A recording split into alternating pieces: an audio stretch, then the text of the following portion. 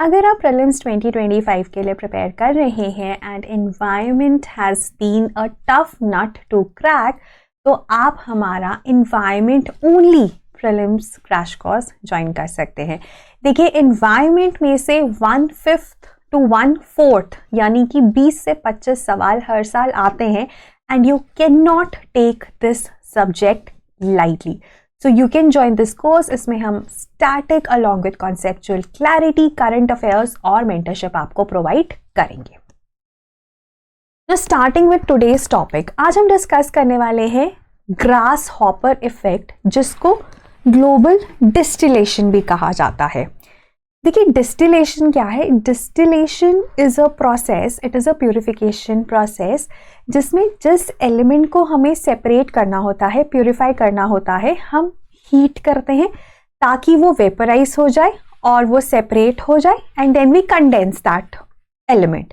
That's how distillation works.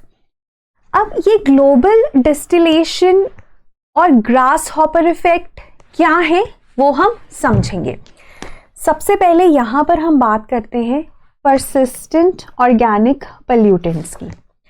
Now, persistent organic pollutants are the chemicals. They persist in the environment for many years and they accumulate in the body of the organisms. They bioaccumulate or undergo bioaccumulation.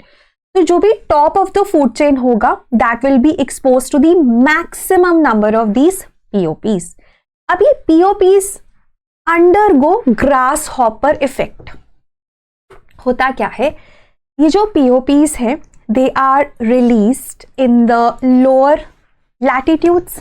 ठीक है, lower latitudes मतलब equator के जो पास होते हैं, 0 degrees, 10 degrees, 15, 20, 25, lower latitudes में ये release होते हैं and they somehow reach the higher latitudes or the polar regions। मतलब इनका जो maximum concentration है वो आपको polar regions में मिलेगा, जबकि वहां पर ये produce भी नहीं होते।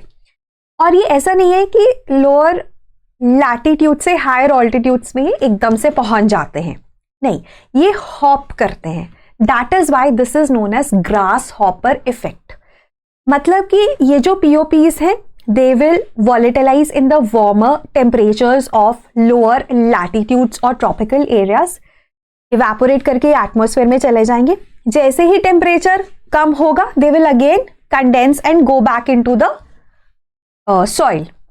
फिर उसके बाद फिर से ये volatilize होकर ऊपर जाएंगे फिर से। So this cycle goes on repeating and that is why this is known as grasshopper effect। और इससे होता क्या है, लोअर लैटिट्यूड से ही हमेशा शुरू करेंगे and they will reach the higher latitudes. और वहां पर अगर हम बात करें top of the food chain animals की, लेट्स से पोलर बियर्स की, they have the maximum concentration of these POPs, जबकि उन्होंने कभी पोलर एरियाज में या आर्कटिक रीजन में कभी भी ये प्रोड्यूस नहीं हुए हैं। So this is what grass hopper effect is all about. इसमें हम POPs के साथ साथ प्लास्टिक्स की भी, माइक्रोप्लास्टिक्स की भी बात करते हैं। So these POPs includes pesticides। Pesticides होते हैं साइट मारना, pests को मारना, pesticides। Pesticides can be specifically insecticides if you're killing the insects or rodenticides if you're killing the rodents, right? उसके अलावा industrial chemicals, hazardous byproducts, ये सब POPs में आते हैं। अब POPs हमने ये भी बोला कि top of the food chain में सबसे ज्यादा आपको दिखेंगे और they bioaccumulate but they also have various negative impacts। ठीक है, they cause cancer, continuous inflammation होती है जिससे बहुत सारी बीमारियां हो सकती हैं, be it reproductive, be it nervous system related, be it cardio respiratory system related और immune system related। तो बहुत सारी बीमारियां ये cause करते हैं, right? So again, coming back to the POPs, so they will evaporate with the warm air, they will return to earth with rain and snow in the colder areas of the globe। तो ये ना repeated process होता है evaporation का और deposition का, तभी इसे ग्रास हॉपर इफेक्ट कहा जाता है, because they keep on hopping, right? And eventually क्या होता है, शुरू हमेशा लोअर लैटिट्यूड्स या ट्रॉपिकल एरियाज में होंगी and they will and up in the polar areas और हायर लैटिट्यूड्स।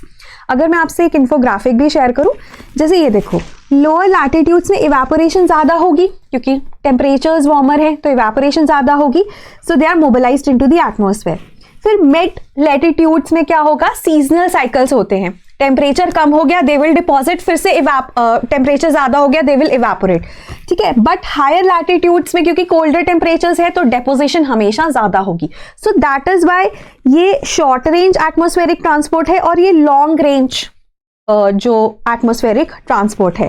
दोनों ही केसेस में ना इवेंचुअली लोअर लैटिट्यूड से हायर लैटिट्यूड्स में आपको पीओपीज मिलेंगे and now they are actually accumulating in the Arctic region और द पोलर रीजन। तो ये काफी ज्यादा बुरी खबर है वेरियस रीजंस की वजह से। खैर आप मुझे जरूर बताइए कमेंट्स में कि आपको ये ग्रास हॉपर इफेक्ट समझ आया या नहीं आया।